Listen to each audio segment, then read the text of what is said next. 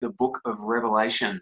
And I suppose we're really just trying to demystify the book, because it's, as we've been alluding to in Q4, your wisdom, your knowledge, and just helping to us to read it, and great thought process and discussion outside of this talk. And today we're probably in a very similar vicinity, because we're going to be talking about the number 666.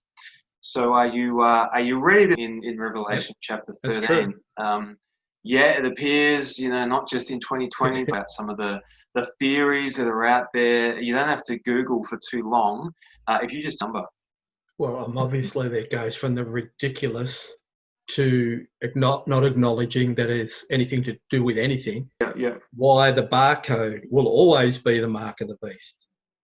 Hidden meaning of 6 is interesting. And I suppose when it's relevant, the COVID vaccine has 666 written all. Maybe to begin with, let me just read Revelation 13. I won't read the whole chapter, but maybe that's an encouragement. And we've got to remember what we're talking about here is a vision from John. Starts by talking about the beast coming out. It says in 16, he also forced everyone, small and great, rich and poor, free and slave, to receive a mark or name or number of his name. Verse 18, this calls for wisdom. If anyone has insight in the entire Bible that references this number, 666. And the interesting thing, we're talking about some of the theories. How long have we been looking at this stuff? Well, it's interesting. There's a group of guys called the Church, about 100 years after John wrote the Revelation. He had this to say: the name of Antichrist and 666 are linked. They're not in the same chapter. Remember last week we looked at the same points where he goes on. It is therefore more certain and less hazardous to await. And then he's trying to say, people, stop trying to fit this number to whoever you think it might work. And this is important, I think. They didn't have an answer. Changed. Because, there's so many people over the years who have still been trying to assign that, because I think throughout history we find that this has been the case, that the number must refer to this name in Greek, the name in Hebrew, the name in Latin. And some people have made a profession out of this, lists of it. Which Caesar? It even goes so far as to say, remember Martin Luther, seems to be an obvious one. We looked at that for the Antichrist. Where it begins and where it ends, well... I'm just going to read these verses again. So Revelation 13, and on his forehead. I'll come back to that in a moment, because, again, just before we started recording this, we had a fascinating for the number of his name. Now, I just want to talk about that, the mark of the beast, because, again, that's a phrase first century. This was not uncommon. Like, this was, could I, as far as say that this was... You have slaves, then those slaves could be branded to say they belong to you. And then if a slave was a runaway, there's a section of writings called the Apocrypha. Now, they're not inspired. They're not in the Protestant Bibles between what we call the Old Testament and the New Testament. And there was a revolt by a group, Ptolemy IV. And in 3 Maccabees, 2:28 to 29, it says, and none of those involving poll tax and to status of slaves. The ivy leaf, the symbol of Dionysius, which is this guy. And they shall also, we were talking earlier, even with some of the slaves that were forced to work in the for it, you can see straight away what's going on. On the hands, account of obviously what was occurring, in those days. Interesting as well. The whole we actually spent the whole term looking at the Shema, which is the Deuteronomy 6 prayer that Jews would pray. Talk to me, because you've come across this guy, Dr. Eli Eisenberg, I think his name was, who's wrong. We don't know.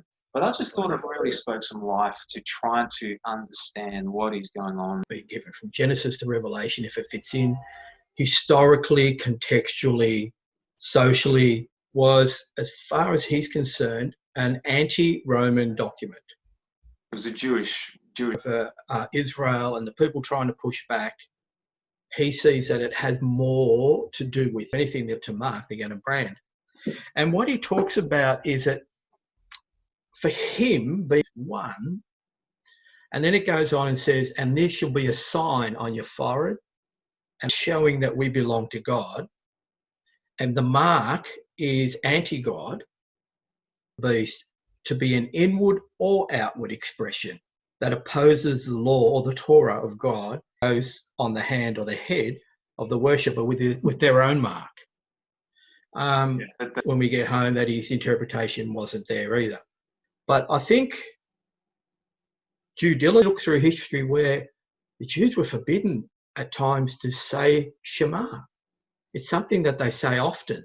I mean, you listen to Shema Yisrael Adonai Eloheinu Adonai Echad, and then it comes along, and then the next day, or whether it's in the heart. So I thought it was an interesting. Yeah, very interesting. Yeah, I think it's a great suggestion. It'd be easy for some people to get sidetracked, to spend time, like so many people in history have, trying to determine what is this number. It's fun to speculate, Sure. but we need to keep the main thing is the main thing. Jesus is still the secret meaning of 666, and the website takes us to wherever, and we have to buy all these books. We can have fun, but this is our primary issue, and this comes out through the enemy of God. Yeah. And he's our enemy because we belong to God. We've been marked. Take it down rabbit trails and waste all our time and effort trying to go off on a wild goose theories, right? And C.S. Lewis had something really interesting to say in Mere Christianity. Against this extreme, or we can be for this extreme and against this. He says what we need to do is walk the middle. Rather than trying to find out, because people take that phrase in the verse in Revelation, the first thing is the first thing. Seek first the kingdom of God. That's the point right there, that no one knows. We don't know. We're just having a conversation. Even, you talked about this, Dr. Eli, one day, and it'll all be revealed. But let's just focus on, as you say, the main thing, keeping the main thing. Try to read it as wisely, as a spirit-led and prayerfully as possible. And as the whole counsel of God as much? Well, it's probably not. And as you said to begin with, this is a vision. Yeah.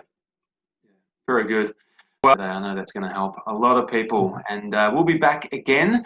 We haven't finished our Revelation series. No. We've still got... That's it. Good stuff. We'll see you soon. Thanks again. Okay, bye. Bye, everyone.